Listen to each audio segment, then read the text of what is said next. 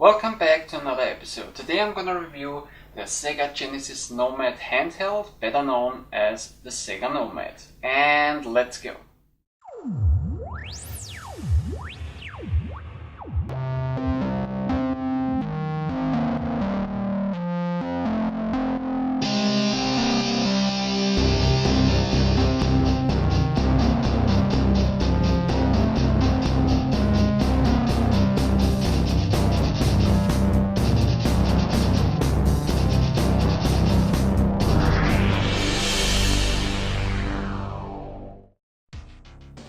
The Nomad is a portable handheld version of the North American Sega Genesis video game console. It was made by Sega and released only in North America in the year 1995 for a retail price of $180. It has a 3.25 inch color backlight passive matrix LCD screen with a resolution of 320 by 224. Then the controls on the Nomad are the same like on a 6-button controller, so you have all your 6 action buttons here. On the right side you have A, B, C, X, Y, Z. Then on the top over here you have a red low battery lamp which turns on if your batteries run low.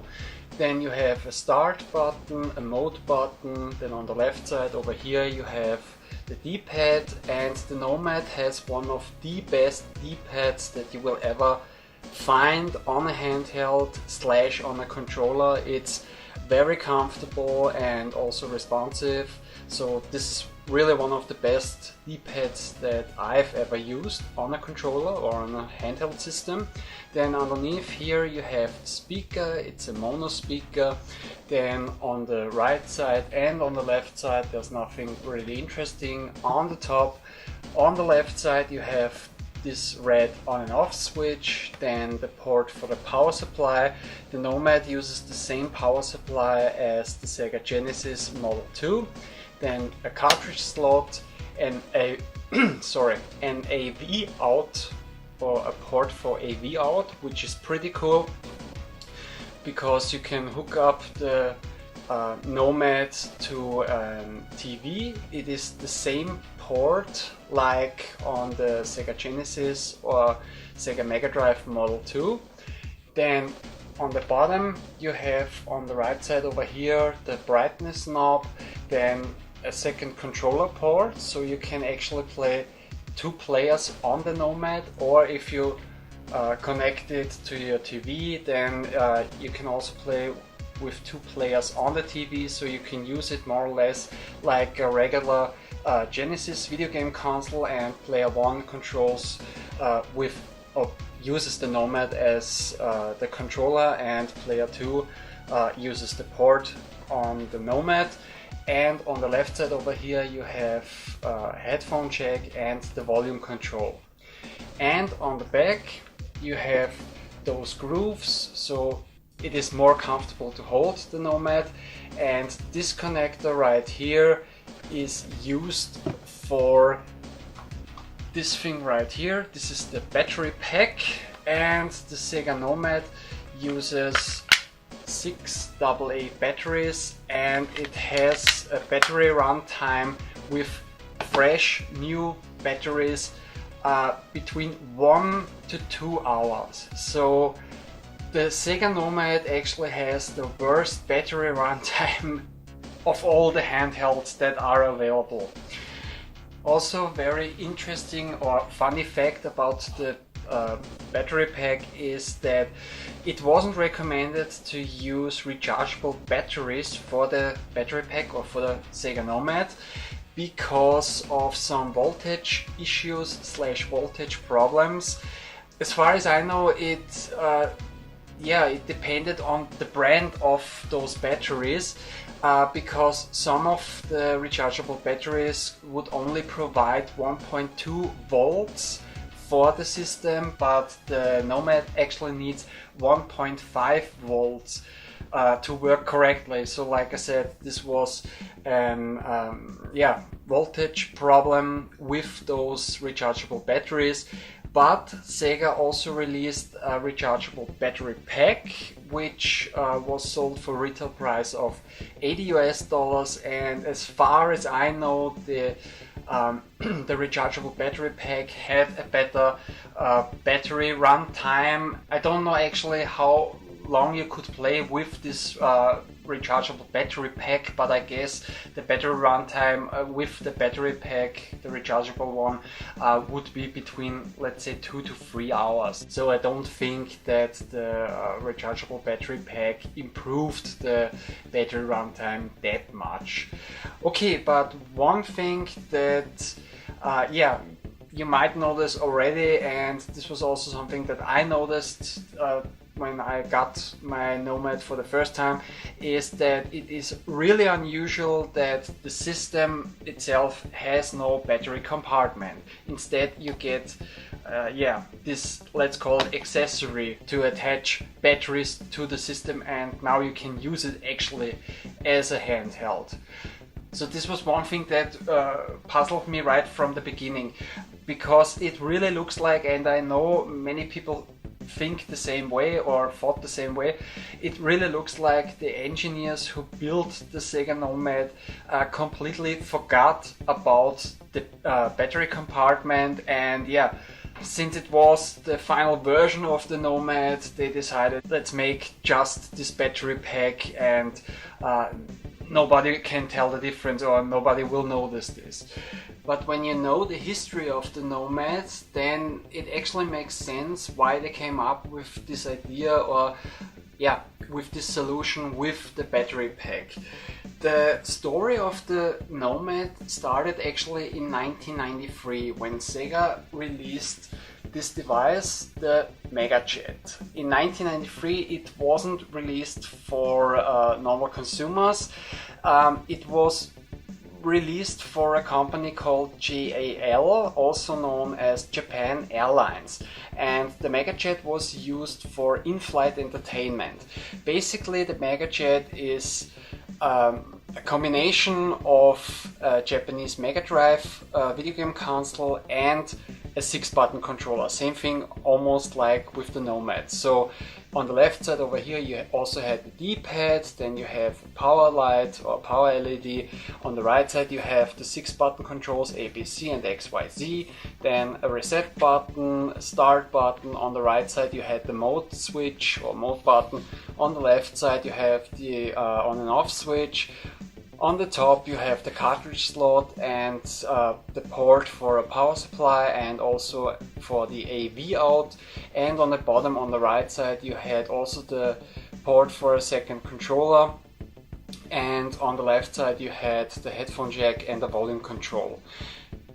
Like I said, it was a semi-portable system, because in order to use the Mega Jet you would you needed a TV and a power source for the power supply. And the TV that they used on the planes was of course one of those either in your armrest or on the back of the seat in front of you. So they used those, like I said, at Japan Airlines, and you could rent those Mega Jet systems and play Mega Drive games during the flight. There were 4 games available on the flight. I know only 2, Sonic the Hedgehog and Super Monaco GP. And in 1994 Sega decided to release a consumer version for 15,000 yen, which was about around $120 US. And yeah, one fact about the Mega Jet, the picture of the Mega Jet right here, this is the consumer version. I actually didn't find any pictures of the systems that were used by Japan Airlines.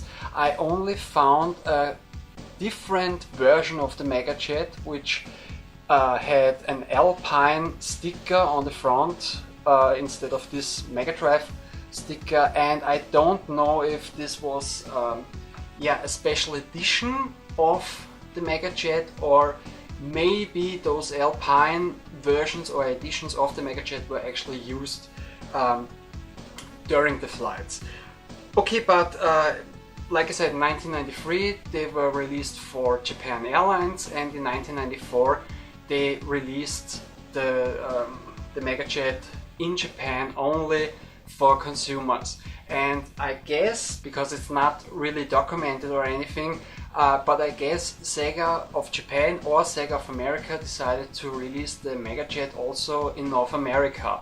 And I guess they thought about improving the system. I mean, what the MegaJet was missing to become completely a portable handheld was of course a screen and a power source to use it on the go. So this is the reason why they came up with the idea of the battery pack.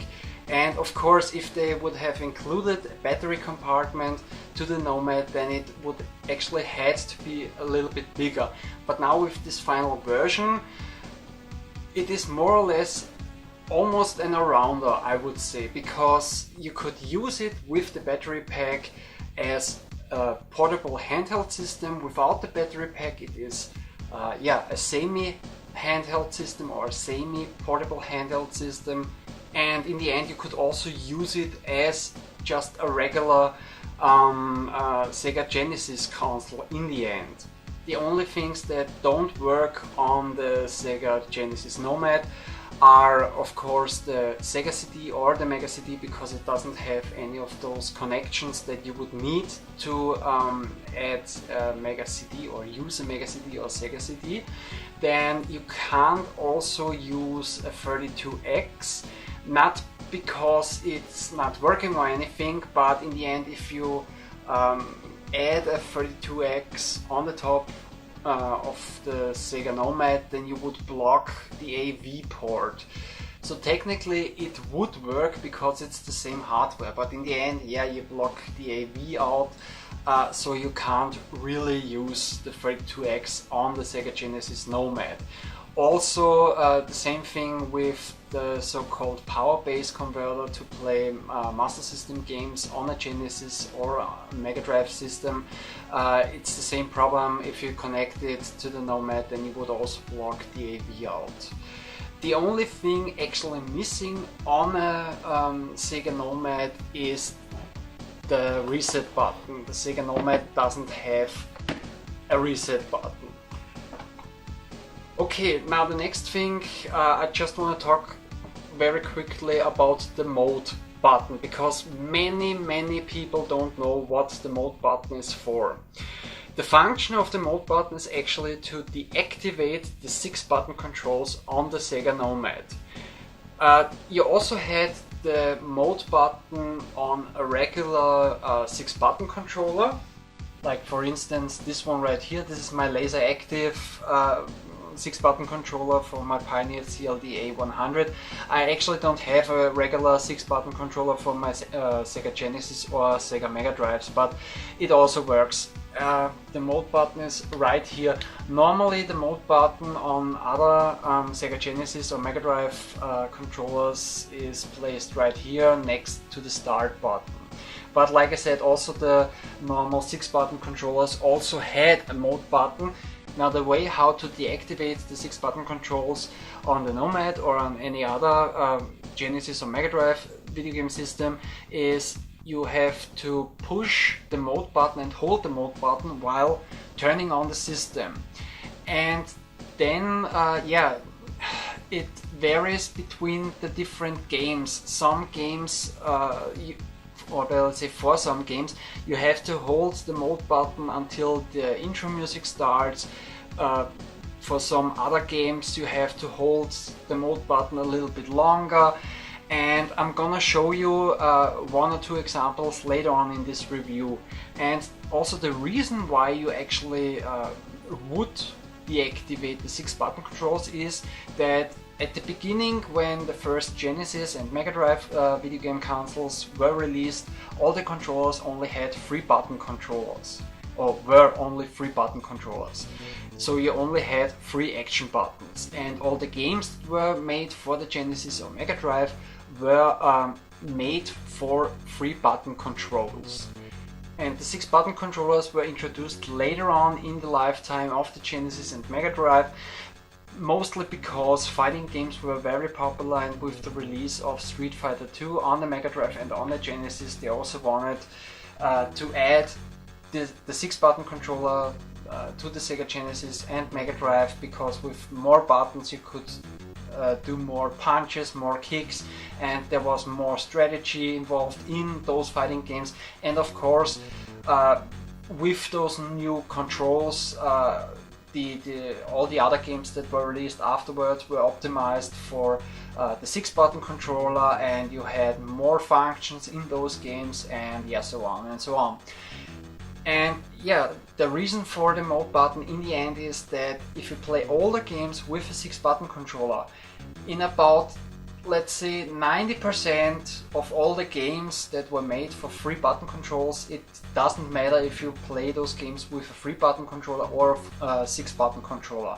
But some games will not work with a 6-button controller. For instance, this game Golden Axe 2, if you play this with a 6-button controller, all the controls are completely messed up, and this is one of the games that I'm gonna show you later on, and we're also gonna show you how to deactivate the 6-button controls. So this is the reason why the system has the mode switch or mode button, and that's also the reason why all the other 6-button controllers have this mode button.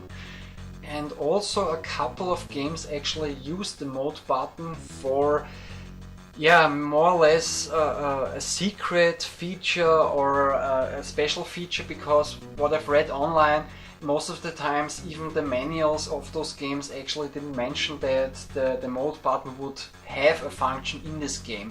I've read online that the game The Lost Vikings used the mode button, and another example is this game The Story of 4. Somewhere in this game you could use the mode button, and yeah, it had some special function or whatever. I actually don't know what the mode button does in The Story of Thor, but yeah, I also just wanted to mention it. Okay, next let's do a quick size comparing. First with a Nintendo Game Boy. Actually, I should place it right here. So as you can see, the Nomad is slightly bigger than a normal Nintendo Game Boy. Then next we have a Sega Game Gear, and as you can see, the Game Gear is slightly longer or slightly bigger in terms of length. Both are almost, yeah, are the same height, and yeah, the Nomad is slightly thicker than the Sega Game Gear. And just for fun, I also compare it to a PSP. And again, yeah, the Nomad is slightly thicker and a little bit longer. Okay, the next thing that I really wanted to mention about the Sega Genesis Nomad, or the Sega Nomad, is that it is region locked. Same thing like with any other Genesis or Mega Drive console or any variation of Genesis or Mega Drive system. I've read it so many times, and also some people mentioned it in their reviews that the Sega Nomad is region free, which is complete nonsense. Also, some people say that you could play more games on the Nomad than on any other variation of the Genesis or Mega Drive video game system, which is also not really true, but there is a grain of truth. And that is the cartridge slot. The cartridge slot on the Sega Nomad is slightly, really slightly bigger than on a normal Genesis video game console. And because it's slightly bigger, you can actually fit a Japanese Mega Drive cartridge into the system. Normal Genesis cartridges and Mega Drive cartridges from Europe have used the same cartridge design, those ones, but the Japanese Mega Drive games are have completely rounded edges on both sides, and most of the times this is an issue, so you can't really put those cartridges in normal Genesis or Mega Drive consoles, but you don't really have this issue on the Sega Nomad. I've seen it, it fits, but it's a really tight fit, and it can happen that because it's such a tight fit, you could destroy or scrape the labels from those cartridges. So you can insert a Japanese Mega Drive game into a Sega Nomad, but it's not really recommended. Normally, to play a Japanese Mega Drive game on a Genesis or a Mega Drive or a European Mega Drive console, you could also use some converter cards or connectors that will fit in the cartridge slot, and on the top you would add the Japanese Mega Drive game. But yeah, about the region lock thing. Just because it's a Genesis system and it is region lock doesn't mean that you can't play any other games, like for instance European PAL games or Japanese Mega Drive games on a Genesis system. I can't really tell you which games will work and which games will not work because it's very confusing, but there's a rule of thumb, and this rule is that the region lock function was used by the video game developers at the beginning / the middle of the year 1993. So what this means is that all the games that were made before 1993 should work on any console or on any system. And all the games that were released afterwards, after 1993, the possibilities are very high that those games have a region lock or use the region lock function, and those games will only work on the original systems. Just an example, since this is a Genesis system or the Sega Genesis Nomad system, of course all the Sega Genesis games work. This is Outlander, this was also released for the Super Nintendo, but this is the Genesis version. It was never released in Europe, so there is no, and it also wasn't released in Japan, so there is no Mega Drive version of the game. It was made in 1992, and it also works on my European Mega Drive Model 1 and Model 2. It's so it doesn't use the region lock function. Same thing with this one, with Golden Axe 2. This is a European Mega Drive version. This one also works actually pretty good on the system, but of course I have to deactivate the 6-button controls in order to play it. Next game would be this one right here, King of the Monsters. This is also one of those games that was actually made for the 3-button controls. This is also a European version of this game, so it's a European Mega Drive game. This was released in 1993, and this one also works on the Nomad. But this game, for instance, Doom 2, also European Mega Drive game, this was released in 1994. This one will not work on the Genesis Nomad. But of course, if you want it, you can actually modify also a Sega Nomad or a Genesis or a Mega Drive console, because all the regions are actually on the hardware. And I guess all of you know that there are so many videos on YouTube, or you can find so many tutorials on the internet about modding a Nomad or a Genesis system or a Mega Drive system, so the systems would have a region switch, so you can change between all the regions and you can play every game. But yeah, I just wanted to mention also the Sega Nomad is region locked and not region free like so many people claim it is.